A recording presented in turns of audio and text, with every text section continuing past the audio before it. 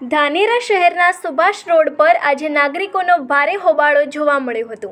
નાગરિકોએ આ રોડની દયનીય સ્થિતિ સામે ઉગ્ર રોષ વ્યક્ત કર્યો હતો। સુભાષ રોડના નાગરિકોનું કહેવું છે કે આ રોડ વિશે અમે અનેકવાર લેખિત તેમજ મૌખિક રજૂઆતો નગરપાલિકાને કરી છે, પરંતુ અત્યાર સુધી કોઈ કાર્યવાહી હાથ ધરવામાં આવી નથી। નાગરિકોનો વધુ આક્ષેપ છે કે વરસાદ દરમિયાન કે રોજબરોજની વાહન વ્યવહાર વખતે રોડની ખરાબ હાલતને કારણે ચાલકો અને રાહદારીઓને ભારે તકલીફો પડી રહી છે। રોડના ખાડાઓ અને ઊંચા નીચા ભાગો અકસ્માતોને આમંત્રણ આપી રહ્યા છે। સ્થાનિકોના જણાવ્યા મુજબ આ રોડ પર વિધાનસભાની ચૂંટણી પહેલાં 2 ઓગસ્ટ 2022ના રોજ બનાવવામાં આવ્યો હતો, પરંતુ રોડ તૈયાર થયા પછી માત્ર 10 દિવસમાં એટલે કે 10 ઓગસ્ટ 2022 સુધીમાં જ રોડમાં મોટા ખાડા પડી ગયા હતા, કપચીઓ બહાર આવી ગઈ હતી અને રોડ તૂટી ગયો હતો। નાગરિકોનો સવાલ છે કે શું એવો રોડ બનાવવામાં આવ્યો કે 10 દિવસમાં જ ખરાબ હાલતમાં આવી ગયો?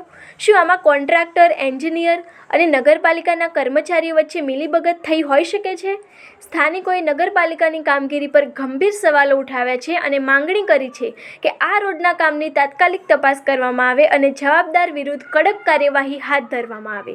ધ્યાન આપવા જેવું છે કે સુભાષ રોડ ધાનેરા શહેરનો મુખ્ય માર્ગ છે, જ્યાંથી રોજ સેંકડો લોકો અને વાહનોની અવરજવર થાય છે, છતાં પણ આ રોડની હાલત શરમજનક ગણાય તેવી છે। નમસ્તે, હું પ્રજાપતિ છગનભાઈ, ધાનેરા સુભાષ રોડ રહેવાસી। મારી નમ્ર અરજ છે નગરપાલિકાને કે દેવી પારેખ હાઈસ્કૂલ અને તાલુકા હાઈસ્કૂલ વચ્ચેથી નીકળતો અને રાજ મંદિર સિનેમાના જોડે હાઈવેને મળતો સુભાષ રોડ અત્યંત બિસ્માર હાલતમાં છે અને ભયંકર પરિસ્થિતિ છે। ત્યાં સ્કૂલે જતા બાળકો તથા વિદ્યાર્થીઓ પણ ચાલવામાં મુશ્કેલી અનુભવે છે અને સાધનો પલટી ખાઈ જાય એવી રોડ ઉપર ખાડા પડી ગયા છે, જેથી કરી અને નગરપાલિકા તાત્કાલિક આનું કોઈ પગલાં લે અને આરસીસી રોડ બિલકુલ જગ્યા ખાડા પડી અને તૂટી ગયેલ છે, જેનું તાત્કાલિક નિવારણ લાવે એવી અમને આશા છે। હું દશરથભાઈ વસરામભાઈ પરમાર,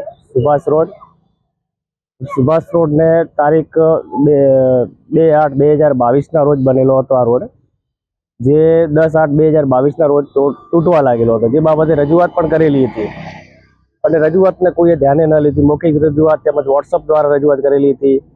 આ પછી કોઈ ધ્યાન ન લેતા તારીખ 15/10/2022ના રોજ લેખિત રજૂઆત કરી, એનું પણ કોઈએ ધ્યાન ન લઈ આ રોડ બિસ્માર હાલતમાં પડ્યો છે। કોઈ પણ પ્રકારનું કોઈ ઘટનાઓ બની શકે છે।